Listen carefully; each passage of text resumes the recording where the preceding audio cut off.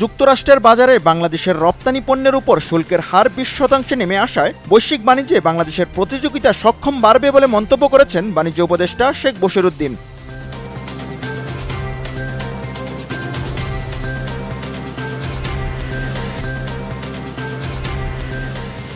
মেহেরপুরের মুজিবনগর সীমান্ত দিয়ে 17 জন বাংলাদেশিকে বিজিবির কাছে হস্তান্তর করেছে ভারতের সীমান্তরক্ষী বাহিনী। দুই দেশের সীমান্তরক্ষী বাহিনীর মধ্যে পতাকা বৈঠকে এই হস্তান্তর প্রক্রিয়া সম্পন্ন হয়।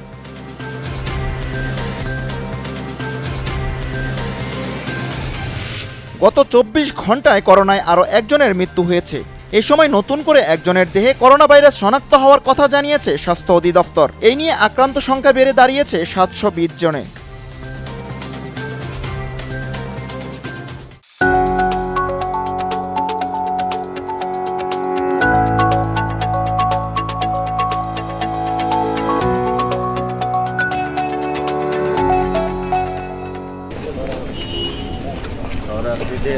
আগামী ফেব্রুয়ারিতে জাতীয় নির্বাচন অনুষ্ঠানে বিএনপি কোনো বাধা দেখছে না বলে জানিয়েছেন বিএনপির স্থায়ী কমিটির সদস্য নজরুল ইসলাম খান। দুপুরে হাটহাজারী মাদ্রাসায় হিফাজতে ইসলামের সাবেক আমির মাওলানা শাহ আহমদ শফির কবর জিয়ারত শেষে সাংবাদিকদের কাছে এমনটি জানান তিনি। এছাড়া জুলাই সনদ বাস্তবায়নে 51টি বাদে বাকি সব সুপারিশে ঐক্যমত্য কমিশনের সাথে বিএনপির কোনো দ্বিমত নেই বলেও জানান বিএনপির স্থায়ী কমিটির সদস্য সালাউদ্দিন আহমেদ। আমরা ফেব্রুয়ারিতে নির্বাচন হওয়ার পথে কোনো বাধা দেখছি না। যেহেতু কোনো বাধা দেখছি না, সেহেতু এটা নাও হতে পারে এরকম দুশ্চিন্তা করার তো কোনো কারণ নাই। আমরা অপেক্ষা করছি যে শিগগিরই সরকার এই ব্যাপারে তাদের বক্তব্য, সুস্পষ্ট বক্তব্য নিয়ে আসবেন এবং নির্বাচন কমিশনকে সেই অনুযায়ী পরামর্শ দেবেন। নির্বাচনের মাধ্যমে জনগণের কাছে দায়বদ্ধ এবং জনগণকে জবাবদিহিতা করার মতো একটা গণতান্ত্রিক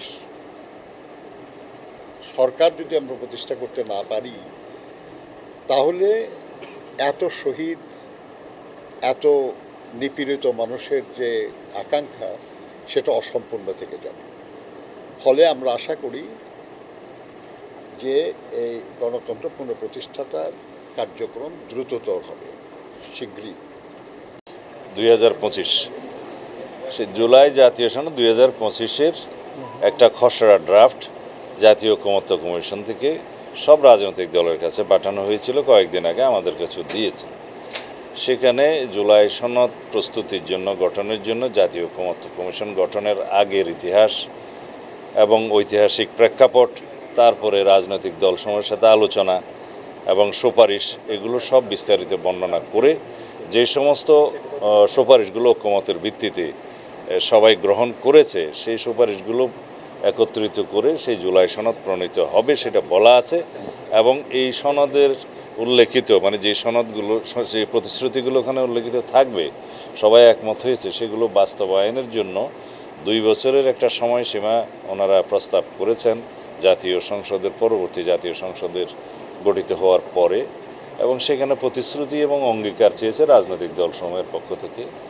আমরা সেই অঙ্গীকার এবং প্রতিশ্রুতি আমরা প্রদান করেছি। আশা করি সবাই ঐক্যমতের ভিত্তিতে এই রাষ্ট্র গঠন প্রক্রিয়ায় একমত থাকবে। ফেসিবাদ বিরোধী জাতীয় ঐক্য আমাদের শক্তি হবে। জনগণের সার্বভৌম ইচ্ছার উপরে কোনো আইন নেই। এটা হচ্ছে আমরা বলি যে doctrine of legitimate expectation of the people, এইটাই সোভারেইন ইচ্ছা, জনগণের অভিপ্রায়। এখানে সবাই একত্রিত হয়ে যে সনদ তৈরি হবে, ইট ইজ অ্যাবাভ দি ল।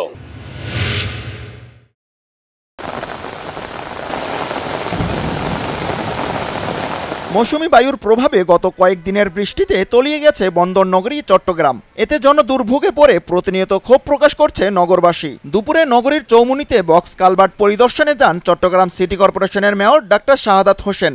এ সময় তিনি বলেন, অপরিকল্পিত নগরায়নের ফলে জলাবদ্ধতা সহ নানা দুর্ভোগে পড়ছে নগরবাসী। জলাবদ্ধতা নিরসনে কাজ করছে সিটি কর্পোরেশন। অপরিকল্পিত নগরায়ন, যেটার কথা আমি প্রথম দিন থেকে বলছি যে শহরটাকে আসলে ধ্বংস করে দেওয়া হয়েছে খুব ধীরে ধীরে, সেটা রাষ্ট্রীয়ভাবে করা হয়েছে। কারণ এখানে আনপ্ল্যান্ড যে আরবানাইজেশন, সেটার জন্য দরকার ছিল সিটি গভর্নমেন্ট, নগর সরকার। যে নগর সরকার না থাকার কারণে গিয়ে আজকে কিন্তু আমাদের এই সমস্যাগুলো হচ্ছে।